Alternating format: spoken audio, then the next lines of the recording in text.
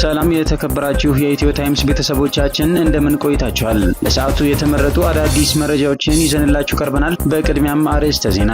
የፕሪቶሪያ የሰላም ስምምነት የፈረምነው ሆነ ጊዜያዊ አስተዳደሩን ያቋቋምነው በምርጫ ቦርድ እውቅና ወይንም ሰርተፊኬት ባለመሆኑ ምርጫ ቦርድ ሰረዘን አልሰረዘን የፕሪቶሪያው ስምምነት ይቀጥላል ሲሉ የገለጹት የህወሓት ሊቀመንበር ዶክተር ደብረጽዮን ገብረ ሚካኤል የፕሪቶሪያው ስምምነት ከሌለ አጀንዳው ሌላ እንደሚሆንና ህጋዊ ሰውነታችን ይመለሰልን ሳይሆን ሌሎች ጥያቄዎች ነው የሚነሱት ሲሉ ገልጸዋል። የአቶ ጌታቸው ረዳ ቡድን ደጀኔ ነው ብሎ ወደሚተማመንበት አካል ሄዶ ተጠግቷል ማለታቸውም ተሰምቷል። ተጨማሪ አለን። የኤርትራው ፕሬዝዳንት ኢሳያስ አፈወርቂ የውጭ ተጽዕኖና ለብሔራዊ አለመረጋጋት ስጋት ናቸው በሚል ሁሉንም ተቃዋሚ ፓርቲዎችን በይፋ ማገዳቸው ተሰምቷል። ኢሳያስ አፈወርቂ በማንኪያ መመገብ የለብንም ራሳችንን ችለን ለመኖርና ለህዝባችን ምግብ ዋስትና ለመስጠት እንፈልጋለን ያሉ ሲሆን የኤርትራው ፕሬዝዳንት የምዕራቡ ዓለም የቅኝ ግዛት ኃይሎች የመንግስትን ማዕድን ሀብት ለመቆጣጠርና ለመዝረፍ እየበዘበዙ መሆናቸውን ተናግረዋል። ዝርዝሩን አዘጋጅተናል። በማህበረሰቡ ጥቅም ላይ እየዋሉ ከሚገኙና ከፍተኛ ወተት አምራች ከሆኑ 6 ክልሎች ናሙና ተወስዶ በተሰራ ጥናት በምርቶች ውስጥ ለአደገኛ በሽታዎች የሚያጋልጡ ባክቴሪያዎች መገኘታቸው ተመላከተ። ባክቴሪያዎቹ የኩላሊት፣ የሽንት መተላለፊያና የቆዳ በሽታን የሚያስከትሉ መሆናቸው ተገልጿል። ሙሉ መረጃውን የምናስደምጣችሁ ይሆናል። በትግራይ ክልል መቀሌ ከተማ በሚገኘው ኢንዱስትሪ ፓርክ የተሰማሩና ጦርነትን ሸሽተው ከሀገር የወጡ ባለሀብቶች ማሽኖቻቸውን ከሀገር ለማስወጣት ጥያቄ ማቅረባቸውን የኢንዱስትሪ ፓርኮች ልማት ኮርፖሬሽን አስታወቀም። ባለሀብቶቹን ለረጅም ጊዜያት በኢንተርኔትና በአካል በማግኘት ኩባንያዎቻቸው ተመልሰው ወደ ልማት እንዲገቡ ጥረቶች ቢደረጉም ፍላጎት አለማሳየታቸው የተገለጸ ሲሆን በሌላ በኩል ከዚህ ዘገባ የሚቃረን መረጃ ወጥቷል። አያይዘን የምናቀርብላችሁ ይሆናል። ውድ የኢትዮ ታይምስ ቤተሰቦቻችን እነዚህንና ሌሎችም ያልተሰሙ አዳዲስ መረጃዎችን ለማድመጥ እስከ መጨረሻው ድረስ ላይክ፣ ሼር እና ሰብስክራይብ በማድረግ አብራችሁን እንድትቆዩ በአክብሮት እንጋብዛለን።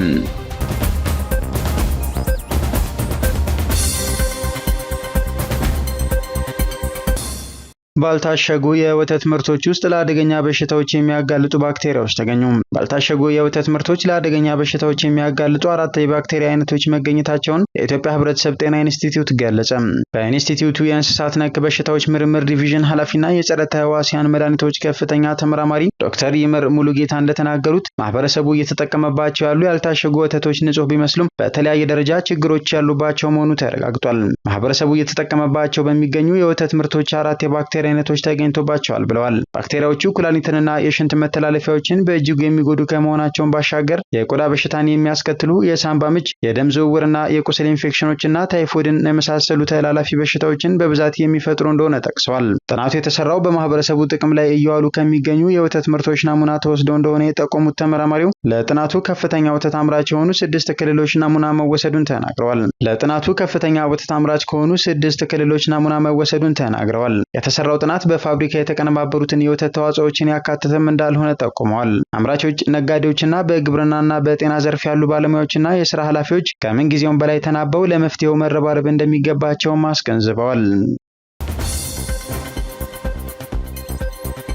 የኤርትራው ፕሬዝዳንት ኢሳያስ አፈወርቂ የውጭ ተጽዕኖና ለብሔራዊ አለመረጋጋት ስጋት ናቸው በሚል ሁሉንም ተቃዋሚ ፓርቲዎችን በይፋ ማገዳቸው ተሰማም። ኤርትራ የረሃብ ችግር እንዳላጋጠማት በመግለጽ የአሜሪካን የምግብ እርዳታን ሪፖርት ውድቅ አድርጓል። የዩኤስ ጄኔራል ማይክል ላንግሌይና ሌሎች በውስጥ ጉዳይ ጣልቃ ገብተዋል የተባሉት ሀገሪቱን ለቀው እንዲወጡ መጠየቃቸው ተዘግቧል። ይህ የኤርትራ ውሳኔ በዓለም አቀፍ ደረጃ መነጋገሪያ የሆነ ሲሆን በተለይ የአሜሪካው ጄኔራል ማይክል ላንግሌይ ኤርትራ ለቀው እንዲወጡ መጠየቋ ትልቅ አጀንዳ ሆኗል። ኢሳያስ አፈወርቂ በማንኪያ መመገብ የለብንም ራሳችንን ችለን ለመኖርና ለህዝባችን የምግብ ዋስትና ለመስጠት እንፈልጋለን ማለታቸውን አፍሪካ ኢንሳይደር አስነብቧል። የኤርትራው ፕሬዝዳንት የምዕራቡ ዓለም የቅኝ ግዛት ኃይሎች በተለይም በቅርቡ በኢብራሂም ትራኦሬ በአሜሪካ ሴኔት ላይ ክስ የመሰረቱት የአሜሪካው ጄኔራል ሚካኤል ላንግሌይ የመንግስትን ማዕድን ሀብት ለመቆጣጠርና ለመዝረፍ እየበዘበዙ መሆናቸውን ተናግረዋል። ለተራ በሆድህ ግድ የማይሰጡ የምዕራባውያን ሀያላን ሀገራት በአፍሪካ ነጻነትና ናፋቂ መሪ ሲነሳ አይወዱም። ከቻሉ በሴራ ካልቻሉ በጉልበት ለማውረድ ይነሳሉ። ለዛም ነው የቡርኪና ፋሶን ወጣት መሪ ልክ እንደ ሳንካራ ለማጥፋት የተነሱት። ምክንያቱም አፍሪካ በእነሱ ላይ ጥገኛ ሆና የምግብ ተመጽዋች እንድትሆን ስለሚፈልጉ በማንኪያ መመገብ የለብንም፣ በራሳችን ችለን ለመኖርና ለህዝባችን የምግብ ዋስትና ለመስጠት መትጋት ያስፈልጋል። ይህ የኛ ኃላፊነት ነው። እኛ ማድረግ ያለብን አንድ ሀገር ጠንክሮ በመስራትና የምግብ ፍጆታን ማሟላት ስላለበት ነው። የምዕራቡ ዓለም የቅኝ ግዛት ኃይሎች በተለይም አሜሪካና አጋሮቿ ምዕራባውያኑ በዕዳ ጫና የየራሳቸውን ፍላጎት የጫኑብንን ማንነት ተላቀን በሁለት እግራችን ለመቆም ብቸኛው መፍትሄ ከስንዴ ፖለቲካ በመላቀቅ በምግብ ዋስትናና በኢኮኖሚ ራስን መቻል ያስፈልጋል ብለዋል። ባለሀብቶች በመቀሌ ኢንዱስትሪ ፓርክ የሚገኙ ማሽኖቻቸውን ከሀገር ለማስወጣት ጥያቄ ማቅረባቸውን ኮርፖሬሽኑ አስታወቀም። በትግራይ ክልል መቀሌ ከተማ በሚገኘው ኢንዱስትሪ ፓርክ የተሰማሩና ጦርነትን ሸሽተው ከሀገር የወጡ ባለሀብቶች ማሽኖቻቸውን ከሀገር ለማስወጣት ጥያቄ ማቅረባቸውን የኢንዱስትሪ ፓርኮች ልማት ኮርፖሬሽን አስታወቀም። ኮርፖሬሽኑ ይህንን ያስታወቀው የ9 ወራት የዕቅድ አፈጻጸሙን ለሕዝብ ተወካዮች ምክር ቤት የመንግስት የልማት ድርጅቶች ጉዳዮች ቋሚ ኮሚቴ ባሳለፍነው ሳምንት ባቀረበበት ወቅት ነው። የኮርፖሬሽኑ የኦፕሬሽንና ማኔጅመንት ምክትል ዋና ስራ አስፈጻሚ አቶ ካሚል ኢብራሂም እንደተናገሩት በጦርነት ወቅት ከሀገር ሸሽተው የሄዱ ባለሀብቶችን ለረጅም ጊዜያት በኢንተርኔትና በአካል በመገናኘት ኩባንያዎቻቸው ተመልሰው ወደ ልማት እንዲገቡ ጥረቶች ቢደረጉም ፍላጎት አለማሳየታቸውን ገልጸዋል። በዚህም ኩባንያዎቹ ወደ ሌላ ሀገር ሄደው ለማልማት ማሽኖቻቸውን ከሀገር ይዘው ለመውጣት ጥያቄ ማቅረባቸውን ገልጸው በአጠቃላይ ሀገራዊ ምርት የተመዘገቡ ማሽኖችን ወደ ሌላ ሀገር ከሚወስዱ በአገር ውስጥ ወደ ሌላ አካባቢ በማዘዋወር ለማሰራት ጥያቄ አቅርበን እየጠበቅን ነው ሲሉ መናገራቸውን ሪፖርተር ጋዜጣ ባስነበበው ዘገባ አስታውቋል። ወይዘሮ ሶስና ጌታውን የተባሉ የቋሚ ኮሚቴው አባል በበኩላቸው መቀሌ የነበሩ ኢንቨስተሮች እዚያው መቆየት ካልፈለጉ ወደ ሌሎች አካባቢዎች ለመዘዋወር የቀረበውን ጥያቄ መተቸታቸውን ጋዜጣው በዘገባው ጠቁሟል። ኢንቨስተሮቹ ቦሌ፣ ለሚ ወይም አዳማ እንዲያለሙ ለማድረግ እየተሰራ ነው የሚለው ምላሽ ተገቢ አይደለም ማለታቸውንም አካቷል። ኢንቨስተሮቹ በመቀሌ ኢንዱስትሪ ፓርክ ምን እንደጎደላቸው መጠየቅና ችግሩን መፍታት እንጂ ከአንድ አካባቢ አንስቶ ወደ ሌላ ቦታ ለመውሰድ መሞከር ትክክል አይደለም ማለታቸውም ተመላክቷል። ከጋዜጣው ዘገባ በተቃረነ በጉዳዩ ዙሪያ ኢዜአ ባቀረበው ዘገባው የኢንዱስትሪ ፓርኮች ልማት ኮርፖሬሽን ዋና ስራ አስፈጻሚ ፍስሐ ይታገሱ ዶክተር በሰጡት ማብራሪያ የመቀሌ ልዩ የኢኮኖሚ ዞን የውሃ የኤሌክትሪክና የቴሌኮም አገልግሎት ተሟልቶለት ወደ ስራ እንዲገባ መደረጉን ገልጸዋል ብሏል። አክለውም ባለፉት 9 ወራት ከልዩ ኢኮኖሚ ዞኖች ኢንዱስትሪ ፓርኮች ወደ ውጭ ከተላከው ምርት $83 ሚሊዮን መገኘቱን አመልክተዋል ብሏል። ሪፖርተር ጋዜጣ በበኩሉ ባስነበበው ዘገባው $128 ሚሊዮን የሚያወጣ ምርት ወደ ውጭ ለመላክ ታቅዶ አፈጻጸሙ $83 ሚሊዮን ብቻ መሆኑን ኮርፖሬሽኑ ያቀረበውን ሪፖርት ዋቢ በማድረግ አስታውቋል። ከዚህ ቀደም በትግራይ ክልል ርዕሰ ከተማ መቀለ ከተማ የሚገኘው ኢንዱስትሪያል ፓርክ ለአገር ውስጥ አልሚዎች የሼድ ኪራይ በዶላር እንዲከፍሉ መደረጉና የኤሌክትሪክ ኃይል እጥረት ችግሩን እንዳባባሰበት መግለጹ ተዘግቦ ነበር። በወቅቱ የመንግስት ልማት ድርጅቶች ጉዳዮች ቋሚ ኮሚቴ ከኮሮና ወረርሽኝና በትግራይ ከተካሄደው ጦርነት ጋር በተያያዘ የመቀለ ኢንዱስትሪያል ፓርክ የነበሩ አልሚዎች ወደ ፓርኩ ተመልሰው ወደ ምርት እንዳልገቡ መመልከቱን ዘገባው አካቷል። በተጨማሪም በዘገባው የመቀለ ኢንዱስትሪያል ፓርክ የአገር ውስጥ አልሚዎች የሼድ ኪራይ በዶላር እንዲከፍሉ መጠየቁ ችግር እንደሆነበት መጠቆሙን አስታውሷል። ምርጫ ቦርድ ሰረዘን አልሰረዘን የፕሪቶሪያው ስምምነት ይቀጥላል። አደገኛ የሚሆነው ስለተሰረዛችሁ የፕሪቶሪያውን ስምምነት አናውቀው መባል ሲጀምር ነው ሲል ህወሓት ገለጸ። የፕሪቶሪያ የሰላም ስምምነት የፈረምነውም ሆነ ጊዜያዊ አስተዳደሩን ያቋቋምነው በምርጫ ቦርድ እውቅና ወይም ሰርተፊኬት ባለመሆኑ ምርጫ ቦርድ ሰረዘን አልሰረዘን የፕሪቶሪያው ስምምነት ይቀጥላል ሲሉ የህወሓት ሊቀመንበር ደብረጽዮን ገብረ ሚካኤል ገለጹ። የህወሓት ሊቀመንበር የሆኑት ደብረጽዮን ገብረ ሚካኤል ይህንን የገለጹት በወቅታዊ ጉዳዮች ዙሪያ ከፓርቲው ልሳን ወይን ሚዲያ ጋር ባሳለፍነው ሳምንት መገባደጃ ላይ ባካሄዱት ቃለ ምልልስ ነው። የኢትዮጵያ ብሔራዊ ምርጫ ቦርድ ህዝባዊ ወያነ ሓርነት ትግራይ ህወሓት ጠቅላላ ጉባኤ ማድረግን ጨምሮ በህግ የተጣለበትን ግዴታዎች ባለመወጣቱ ለ3 ወራት ከፖለቲካዊ እንቅስቃሴ መታገዱንና ፓርቲው በ3 ወራት የእርምት እርምጃ ሳይወስድ ቢቀር የፓርቲው ምዝገባ እንደሚሰረዝም የካቲት 6 ቀን 2017 ዓ.ም ውሳኔ ማሳለፉ ይታወሳል። በምርጫ ቦርድ ውሳኔ መሰረት የጊዜ ገደቡ የሚጠናቀቀው ግንቦት 5 ቀን 2017 ዓ.ም ይሆናል። ህወሓት ባለፉት 3 ወራት በተደጋጋሚ ባወጣቸው መግለጫዎች በምርጫ ቦርድ የተሰጠውን ማስጠንቀቂያ ወደ ጎን በማለት እንደ አዲስ እንደማይመዘገብ አስታውቋል። ሊቀመንበሩ ስለ ምርጫ ቦርድ ቀጣይ ውሳኔ ከፓርቲው ልሳን ወይን ሚዲያ ለቀረበላቸው ጥያቄ በሰጡት ምላሽ ህወሓት በምርጫ ቦርድ ግንቦት 5 ቀን 2017 ዓ.ም ሳይሆነው የሚሰረዘው ከጥር 2013 ዓ.ም ጀምሮ እንደተሰረዘ ነው። ምንም አዲስ ነገር የለውም፣ ለኛ ትርጉም የለውም፣ እንደተሰረዘን ስለሆነ ሲሉ ገልጸዋል። የፕሪቶሪያውን ስምምነት የፈረምነው ምርጫ ቦርድ ሰርተፊኬት ስለሰጠን አይደለም። በምርጫ ቦርድ ሰርተፊኬት ያቋቋምነው ጊዜያዊ አስተዳደር የለም። በምርጫ ቦርድ ሰርተፊኬት የሚሆን ወረቀት የተሰራ ስራ የለም ሲሉ ተደምጠዋል። በእኛ በኩል በግንቦት 5 ምክንያት ከፕሪቶሪያው ስምምነት ጋር በተያያዘ የሚቋረጥ ነገር የለም፣ እንደስከዛሬው ይቀጥላል፣ የፕሪቶሪያው ስምምነትም ሆነ የጊዜያዊ አስተዳደሩ ሲሉ አስታውቀዋል። ስለዚህ ምርጫ ቦርድ ግንቦት 5 የሚሰርዘው ጉዳይ ለብቻው ወስደን ካየነው ለህወሓት ምንም ማለት አይደለም ሲሉ የገለጹት ሊቀመንበሩ የምርጫ ቦርድ ውሳኔን የፌዴራል መንግስቱ ወደ ሌላ አቅጣጫ ከወሰደው ግን አደጋ አለው ብለዋል። ፌዴራል መንግስቱ ወደዚህ ይሄዳል የሚል ግምት የለኝም ያሉት ሊቀመንበሩ ሌላ ተንኮል ካለው ግን እዚህም ያላችሁም ጊዜያዊ አስተዳደሩ ላይ ፕሪቶሪያውም ላይ ማለት ከጀመረ ግን ስምምነቱ ፈረሰ ማለት ነው ሲሉ አሳስበዋል። አደጋው ከህወሓት ጋር አይደለም የሚሆነው ከትግራይ ጋር ነው ሲሉ አስጠንቅቀዋል። ሉዓላዊነታችን ይከበር፣ ተፈናቃዮች ወደ ቀያቸው ይመለሱ እያልን ያለነው የፕሪቶሪያውን ስምምነት ይዘን ነው ያሉት ሊቀመንበሩ የፕሪቶሪያው ስምምነት ከሌለ ግን አጀንዳው ሌላ ነው የሚሆነው፣ ህጋዊ ሰውነታችን ይመለስልን ሳይሆን ሌሎች ጥያቄዎች ነው የሚነሱት ብለዋል። ብዙ ነገሮች ይቀየራሉ፣ ይሄ ያጋጥማል የሚል እምነት የለንም ሲሉ ገልጸው እንለያቸው፣ ስምምነቱና የምርጫ ቦርድን ውሳኔ በፊትም ለየብቻቸው ነበሩ፣ አሁንም ለየብቻቸው ሆነው ይቀጥላሉ ሲሉ አመላክተዋል። የምርጫ ቦርድ ግንቦት 5 ቀን 2017 ዓ.ም በኋላ የሚወሰነው ውሳኔ ከፕሪቶሪያው ስምምነት ጋር የሚያገናኘው ነገር የለም ብለዋል። ዶክተር ደብረጽዮን ገብረ ሚካኤል የክልሉን ተፈናቃዮች በተመለከተ በሰጡት ማብራሪያ የፌዴራል መንግስት የፕሪቶሪያ የሰላም ስምምነትን ባለመተግበሩ የጊዜያዊ አስተዳደሩን በዋናነት የተሰጠውን ተልዕኮ ባለመፈጸሙ እስከዛሬ ወደ ቀያቸው መመለስ የነበረባቸው ተፈናቃዮች አልተመለሱም ብለዋል። አሁን ግን ለአምስተኛ ክረምት በመጠለያ አንቆይም፣ ከእናንተ ብዙም ስለማንጠብቅ ራሳችንን እንገነባለን የሚል የተፈናቃዮች ውሳኔ እየገፋ መጥቷል ሲሉ ገልጸው እኛም ይህንን የተፈናቃዩን ውሳኔ እናስፈጽማለን፣ ከእሱ ጎን እንቆማለን ብለዋል። ለተፈናቃዮች ትልቁን የሰብአዊ እርዳታ ያቀርብ የነበረው ዩኤስኤድ እርዳታ መስጠቱን አቁሟል። ይህም ማለት ተፈናቃዮች ከዚህ በኋላ በመጠለያ ጣቢያዎች እንዲቆዩ ማድረግ፣ በረሃብና በመድኃኒት እጦት እንዲገረፉ ማድረግ በመሆኑ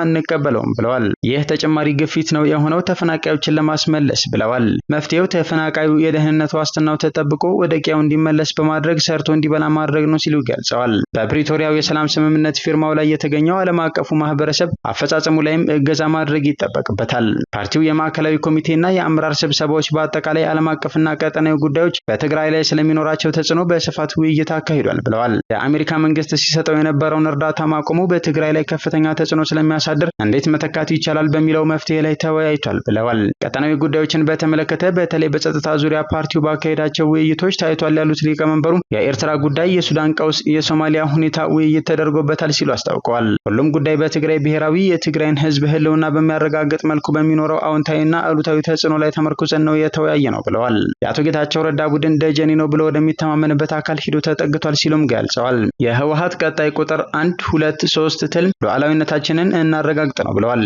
የተሰደደውንና የተፈናቀለውን ህዝባችንን ወደ ቀዬው መመለስ ነው ቀጣይ ስራችን ሲሉም አስታውቀዋል። የአፋር ንግድና ዘርፍ ማህበራት ምክር ቤት አባላቱን ማግኘት እንዳልቻለ ገለጸ። ምክር ቤቱ በሰሜኑ ጦርነት በክልሉ የደረሰውን ውድመት ተከትሎ የንግዱን ማህበረሰብ ህልውና መመለስ እንዳልተቻለ ገልጿል። የአፋር ንግድና ዘርፍ ማህበራት ምክር ቤት ዋና ጸሐፊ አቶ ሐሰን ኡስማን በ18 ወረዳዎች ላይ የነበሩ የንግድ ተቋማት ከፍተኛ ውድመት እንደደረሰባቸው ተናግረዋል። በጦርነቱ ምክንያት የምክር ቤቱ አባላቱ እንደተበተኑበት የሚናገሩት ዋና ጸሐፊው የተበተኑ አባላትን ለመሰብሰብ አለመቻሉን ገልጸዋል። ዋና ጸሐፊው አሁን ላይ ምክር ቤቱ ባለው አቅም 9 ወረዳዎች ላይ ብቻ መድረስ ነው የቻለው ብለዋል። አባላቱን ለመሰብሰብ በክልሉ ንግድ ቢሮ የንግድ ፈቃድ እድሳት ለማድረግ የሚመጣውን የንግዱ ማህበረሰብ ለምክር ቤቱ አባልነት ምዝገባ እንዲያደርጉ እየተሞከረ ነው ተብሏል። አቶ ሐሰን በተጨማሪም የምክር ቤቱ ገቢ ከአባላት የሚሰበሰብ መዋጮ የሚገኝ ነበር ያሉ ሲሆን ሆኖም ያሉ አባላትም ኢኮኖሚያዊ አቋም ያን ለማድረግ የሚያስችል አይደለም ሲሉ ተናግረዋል። የአፋር ንግድና ዘርፍ ማህበራት ምክር ቤት ለንግዱ ማህበረሰብ የሚጠቀምበትን አላደረገም ሲሉ ነው ዋና ጸሐፊው የተናገሩት። ከመዋቅር ማሻሻያ ጀምሮ በክልሉ የንግዱ ማህበረሰብ ካለበት አቋም አንጻር የሚጠየቀውን መንግስታዊ መዋጮ ሚዛናዊ እንዲሆን ለማስቻል ምክር ቤቱ እየሰራው ነው ብሏል። የአፍሪካ ህብረት ሰላምና ደህንነትን ለማረጋገጥ በርካታ ተግባራትን እያከናወነ መሆኑ ተገለጸ።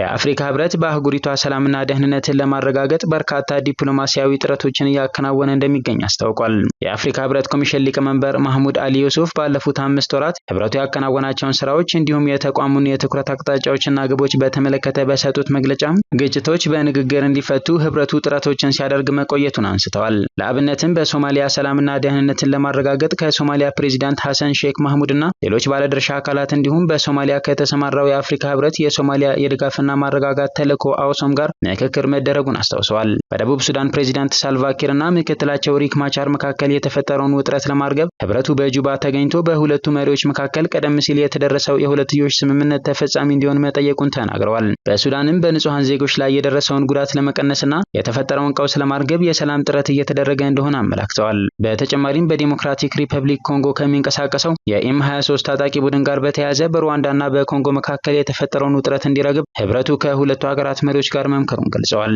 ከሰላምና ጸጥታ ስራዎች በተጨማሪ ህብረቱ ቀጠናዊ ኢኒሼቲቮችን ለማጠናከር ከኢጋድ፣ ሳድክ፣ ኢኮዋስና ኮሜሳ ከመሳሰሉ ቀጠናዊ ተቋማት ጋር በትብብር እየሰራ እንደሚገኝ አመላክተዋል። ህብረቱ ከተለያዩ ዓለም አቀፋዊ ተቋማት ጋር እየሰራ እንደሚገኝ ጠቅሰው ከዓለም አቀፍ ተቋማት ጋር የሚደረገው ትብብር እንደሚጠናከር ጠቁመዋል።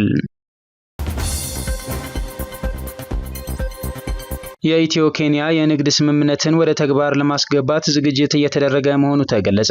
የኢትዮጵያና ኬንያ ባለፈው ወር የተፈራረሙትን የንግድ ስምምነትን ወደ ተግባር ለማስገባት ዝግጅት እየተደረገ መሆኑን የንግድና ቀጠናዊ ትስስር ሚኒስቴር ገለጸ። ስምምነቱ በድንበር አካባቢ የሚገኙ ዜጎች ከመሃል ሀገር በቀላሉ ማግኘት የማይችሏቸውን ምርቶች በጠረፍ ንግድ እንዲያገኙ ለማስቻል ያለመ መሆኑን የንግድና ቀጠናዊ ትስስር ሚኒስቴር የኮሚኒኬሽን ጉዳዮች ዳይሬክተር ወንድሙ ፍላቴ ገልጸዋል። በስምምነቱ መሰረት የጠረፍ ንግዱ ከኢትዮጵያ ድንበር በ50 ኪሎ ሜትር እንዲሁም ከኬንያ ድንበር በ100 ኪሎ ሜትር ርቀት ውስጥ ያሉ አካባቢዎችን ይሸፍናል። በጠረፍ አካባቢ ንግዱ የሚቀርቡ ምርቶችን በተመለከተ ከቁም እንስሳትና የእንስሳት ተዋጽኦ፣ አትክልትና ፍራፍሬ፣ አዝዕርት፣ የምግብ ዘይት፣ መጠጦች፣ ቆዳና የቆዳ ውጤቶች፣ አልባሳትና ጫማዎች፣ የቤት መገልገያና የመዋቢያ ቁሳቁሶች ውጪ ሌሎች ምርቶችን መገበያየት እንደማይቻል ዳይሬክተሩ አስረድተዋል። ስምምነቱ የምርት አቅርቦት እንዲሳለጥ፣ ህገወጥ ንግድና ኮንትሮባንድን ለመከላከል፣ ሰላምና ደህንነትን ለማረጋገጥ እንዲሁም የህዝብ ለህዝብ ግንኙነትን ለማጠናከር ከፍተኛ ሚና ይኖረዋል ብለዋል። አቶ ወንድሙ የንግድ ስምምነቱን ወደ ትግበራ ለማስገባት የጠረፍ ንግድ አሰራርን መመሪያን ከማዘጋጀት ጀምሮ የንግድ ፈቃድ መስጠትን የመሳሰሉ የቅድመ ዝግጅት ስራዎች እየተከናወኑ መሆናቸውን ተናግረዋል። የኢትዮጵያ የውጭ ንግድ እንዲሳለጥ፣ ምርቶች ከህግ አግባብ ውጪ ከሀገር እንዳይወጡ የጠረፍ አካባቢ ማህበረሰብ የበኩላቸውን ድርሻ እንዲወጡም ጥሪ አቅርበዋል።